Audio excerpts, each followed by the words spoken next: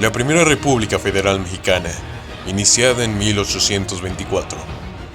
Este documental abarcará los antecedentes del establecimiento de la República, los componentes y la estructura del sistema republicano, así como las características de la Constitución de 1824, entre muchos más elementos que nos permitirán entender este periodo histórico de la historia de nuestro país.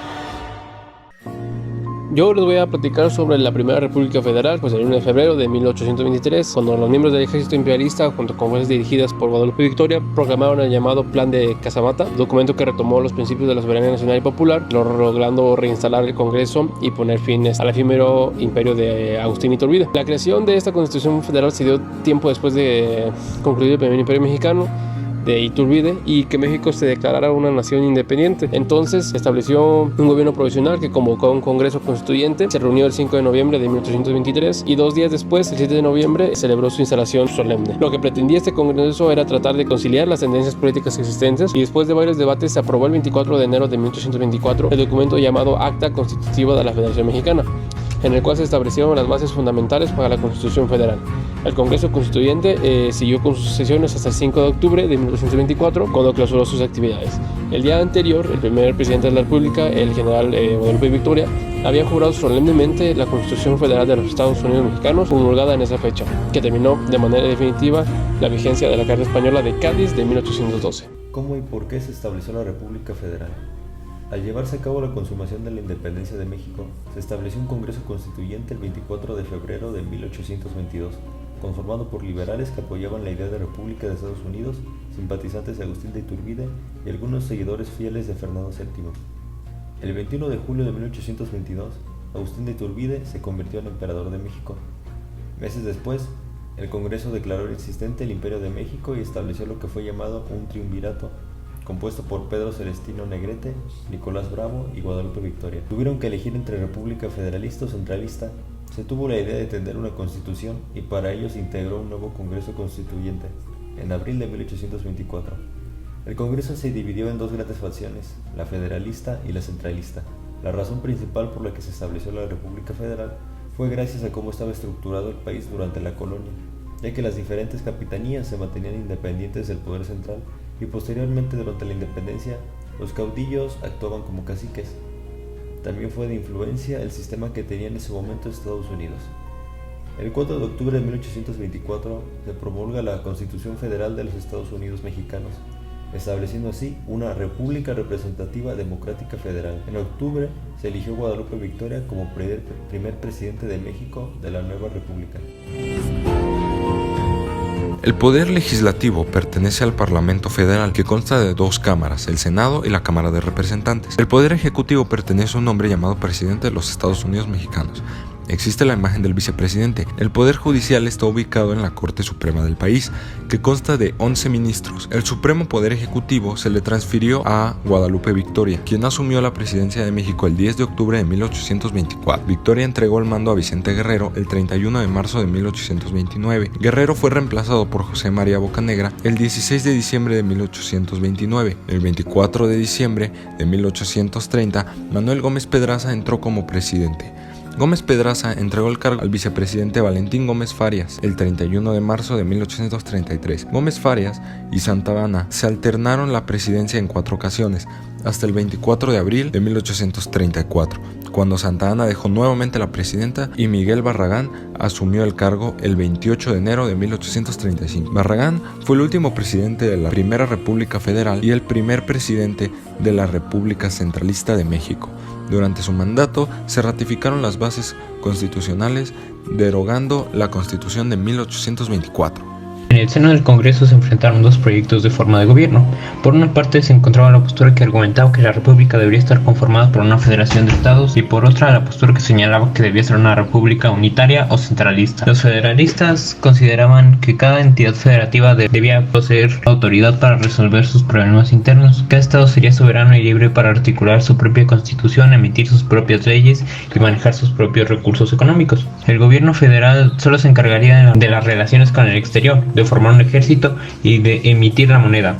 Los estados no podían tener la capacidad de alternar los límites territoriales, sino solamente el poder federal. El 1 de septiembre de 1828 se llevaron a efecto elecciones para determinar al siguiente presidente, siendo favorecido el general Manuel Gómez Pedraza. Sin embargo, el general Santa Anna en Veracruz inicia un levantamiento militar con el fin de impedir la toma de posesión por parte de Pedraza. La revuelta se extiende por el sur del país y en la Ciudad de México, por lo cual el militar electo decide salir voluntariamente de México.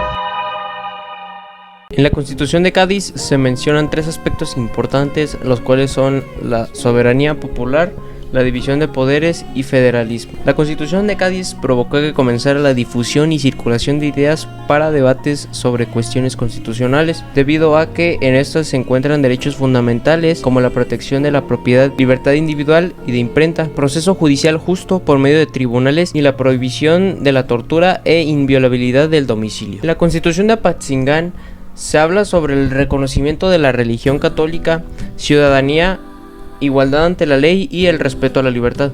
Pretendía brindar protección a los pobres a través de asegurar un buen trato en los trabajos. En este texto también se habla sobre los bienes, quienes deberían repartirse correcta y justamente para que nadie se enriquezca en lo particular. Lamentablemente, debido a los tiempos difíciles en que fue redactada, no fue posible que entrara en vigor. Sin embargo, fue uno de los puntos de partida y fuente de inspiración para la redacción de la Constitución Federal de los Estados Unidos Mexicanos de 1824. La Carta de Derechos de la Constitución de Estados Unidos protege la libertad de expresión, la libertad religiosa, el derecho de tener y portar armas, el derecho de reunirse y la libertad de petición. También prohíbe el castigo cruel e inusual, la autoincriminación obligada. También le prohíbe al Congreso pasar ninguna ley respecto al establecimiento de alguna religión y al gobierno federal privar a cualquier persona de la vida, libertad o propiedad sin el debido proceso legal. La Constitución fue promulgada el 4 de octubre de 1824, planteada como un pacto entre los estados. Dividía la República en 19 estados y 5 territorios. Cada estado elegiría su gobierno y su Congreso. El gobierno se compondría de 3 poderes: ejecutivo, legislativo y judicial. El Poder Judicial estaría a cargo de la Suprema Corte de Justicia. Esta contenía 171 artículos en 7 títulos y esbozaba una mezcla de antecedentes hispánicos y estadounidenses, o sea, una combinación de lineamientos provenientes de la Constitución Liberal Española y de la Carta Federal de los Estados Unidos. La Cámara de Diputados se componía de representantes elegidos en su totalidad cada 2 años por los ciudadanos de los estados en elección indirecta. En cuanto a la Cámara de Senadores, se componía de 2 senadores por cada estado, elegidos por mayoría absoluta de votos por sus legislaturas y renovados por mitad cada 2 años. Cada cámara calificaba las elecciones de sus respectivos miembros.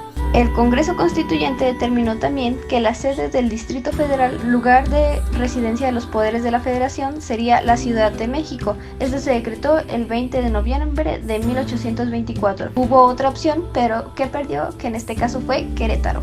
Con esta también se estableció una alianza entre los estados, conocida como Pacto Federal.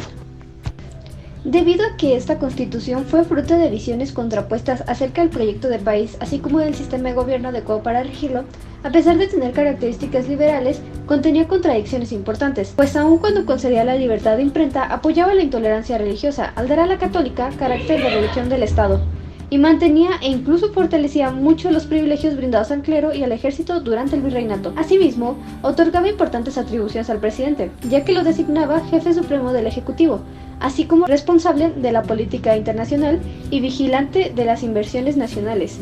Además, lo autorizaba a sugerir la designación de los jueces que deberían integrar la Suprema Corte. Varias causas propiciaron la disolución de la Federación. El país vivía un caos político desde 1829. Existía una fuerte polarización política entre los defensores del régimen centralista y los defensores del federalista, agravada por las sublevaciones de varios estados. La fragilidad fiscal del Estado motivaba frecuentes problemas con el ejército y la burocracia federal. Presionado por la Iglesia Católica y varias facciones radicales que pugnaban por el regreso al orden, Santa Anna, a través del presidente interino, optó por suprimir al régimen federal y emprender la formulación de una constitución federalista. En 1835 se estableció un Congreso Constituyente de mayoría conservadora que finalmente, el 23 de octubre, expidió las bases constitucionales que dejaban sin efecto a la Constitución de 1824, con lo que se dio fin al sistema federal. Y bueno, para terminar este video me gustaría hacer una pequeña recapitulación de todas las características importantes de la Constitución de 1824. Esta Constitución es la Carta Magna Definitoria de la República Mexicana, que a partir de ese entonces pasó a llamarse Estados Unidos de México. En esta se definía a la nación centroamericana como una república federal representativa, y sus principales características fueron su sistema de gobierno. Su sistema de gobierno era de corte federal y representativo, es decir, contemplaba la unión de los estados libres mexicanos sin subyugar sus respectivas autoridades a un poder central. Sin embargo, esto acarreó a tensiones con los sectores conservadores de la sociedad que abogaban por un gobierno central. Otro punto importante es la independencia, ya que esta formalizó e hizo expresos los principios de soberanía y de independencia que hacían a México una nación separada de cualquier otra nación del mundo. También se puede hablar del ordenamiento territorial, el cual se dividía en 19 estados independientes, 4 dependencias del centro y el Distrito Federal. Otro punto bastante interesante son las libertades ciudadanas, que a pesar de ser un claro corte liberal, no se consagraron y muchas permanecieron restringidas por la influencia militar y del clero. La religión también fue otro punto importante, ya que la única religión permitida era la cristiana católica, apostólica y romana, y cualquier otro tipo de fe estaba terminantemente prohibida y podrían matarte por profesar. No es un misterio que en toda esta constitución hubo bastantes diferencias de todo tipo y lo que a todo esto respecta, como el manejo de los bienes eclesiásticos, que era bastante desproporcionado y le daba un gran poder a la iglesia. El país se descontroló. Las diferencias e inconformidades entre estados impedían la homogenización legal y ciudadana de algunos estratos sociales. Y claro, después de todo esto, las fuerzas conservadoras apoyadas por la iglesia y también presionadas por la misma procedieron a la remodelación del Estado en favor de un modelo centralista, derogando la Constitución de 1824, y esto a su vez ocasionaría la proclamación de independencia de numerosos estados en todo el país, como Nuevo León, Texas, Tamaulipas, Coahuila, Tabasco y Yucatán.